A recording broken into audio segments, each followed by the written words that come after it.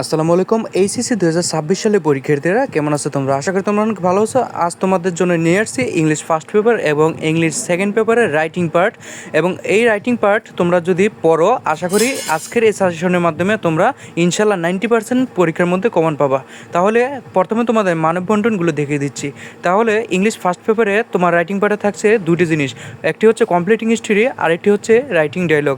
এই দুটির মধ্যে কিন্তু 15 করে মার্কস আছে, দুটি মিলে কিন্তু 30 মার্ক থাকে।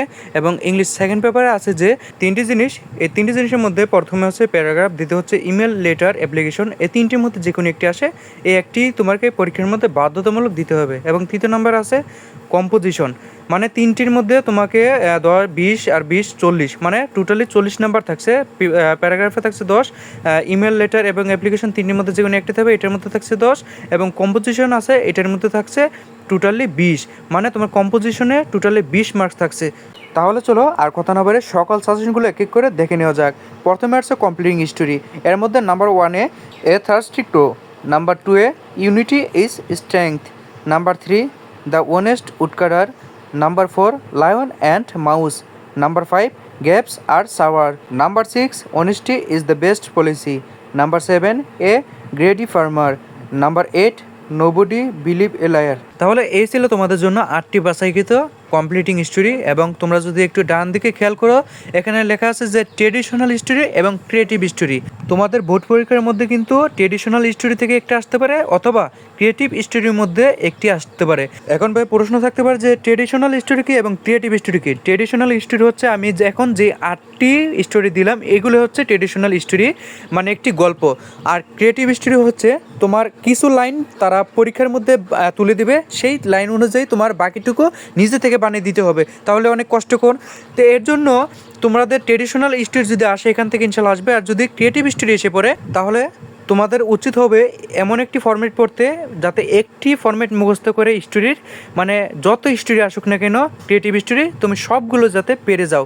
আর সেই ক্রিয়েটিভ হিস্ট্রির জন্য যে একটা ফর্মেট পড়তে হবে, তোমাদের আর চিন্তা করার দরকার নেই, আমি নিজেই তোমাদের জন্য পূর্বে থেকেই বানিয়ে রেখেছি। সেই ফর্মেটটি পাওয়ার জন্য আমার যে এডুকেশন মাস্টার চ্যানেলটি আছে, অর্থাৎ এই চ্যানেলটির ভেতরে তুমি প্রবেশ করবে, প্রবেশ করার পর প্লে লিস্ট দেখতে পাবা, সেই প্লে লিস্টের মধ্যে তুমি এই ফর্মেটটি দেখতে পারবা এবং সেখান থেকে তুমি সেটি মুখস্থ করে রাখবা। তাহলে ইনশাল্লাহ তোমার পরীক্ষার মধ্যে কেউ ঠেকাতে পারবেন না। তাহলে এর পরবর্তী সাজেশনগুলো দেখে নেওয়া যাক। এখানে আছে রাইটিং ডায়লগ, প্রথমে আছে এম ইন লাইফ, দ্বিতীয় নম্বর আছে ইম্পর্টেন্স অফ মোবাইল ফোন, তৃতীয় নম্বর আছে ইম্পর্টেন্স অফ লার্নিং ইংলিশ, এবং চতুর্থ নম্বর আছে preparation for the SSC exam, এবং পঞ্চম নম্বরে আছে ইলিটারেসি প্রবলেম অফ বাংলাদেশ, এবং ষষ্ঠ নম্বর আছে importance of reading news paper, এবং সপ্তম নম্বর আছে ইম্পর্টেন্স অফ আর্লি রিসিং, এবং অষ্টম নম্বর আছে ইম্পর্টেন্স অফ ট্রি প্লান্টেশন, এবং নবম নম্বর আছে importance of game and sports. মানে এখানে তোমাকে 9টি বাছাই করে দিয়েছি, ইনশাল্লাহ এখান থেকে আসার সম্ভাবনা আছে। এর পরবর্তী সাজেশনগুলো দেখে নেওয়া যাক।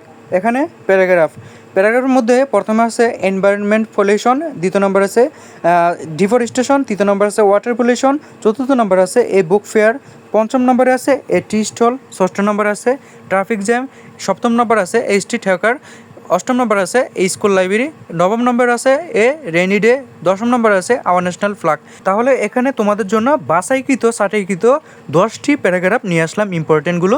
এবং পরবর্তীতে তুমি যদি মাল্টিপল অথবা একটি প্যারাগ্রাফ মুখস্থ করে কীভাবে একাধিক প্যারাগ্রাফ লিখবে সেই নিয়মটি কিন্তু আমি আমার প্লেলিস্টে দিয়ে দিয়েছি, সেখান থেকে তুমি দেখে মুখস্থ করে নিও, ইনশাল্লাহ পরীক্ষা হলে তুমিই রাজা থাকবে। এর পরবর্তী সাজেশনগুলো হচ্ছে ইমেল।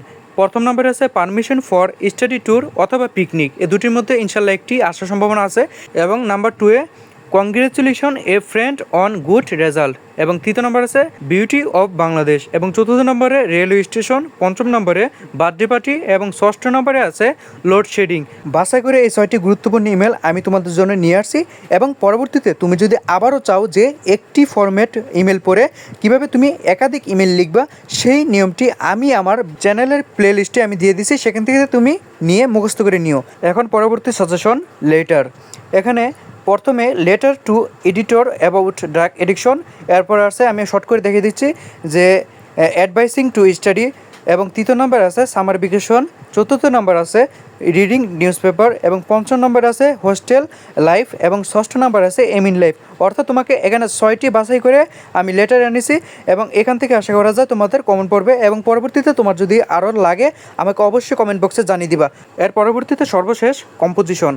এখানে প্রথমেই দেখো number 1 the beauty of Bangladesh, number 2 a village market, number 3 traffic jam, number 4 climate change অথবা global warming, number 5 a school magazine, number 6 road accident, number 7 tree plantation, number 8 load shedding, number 9 a school library, number 10 female education, number 11 a tea stall, number 12 duties of a student, number 13 a village fair, number 14 A digital Bangladesh, number 15 my aim in life অথবা future plan, number 16 importance of learning English, number 17 environment pollution, number 18 early rising, number 19 population problem in Bangladesh, number 20 COVID-19.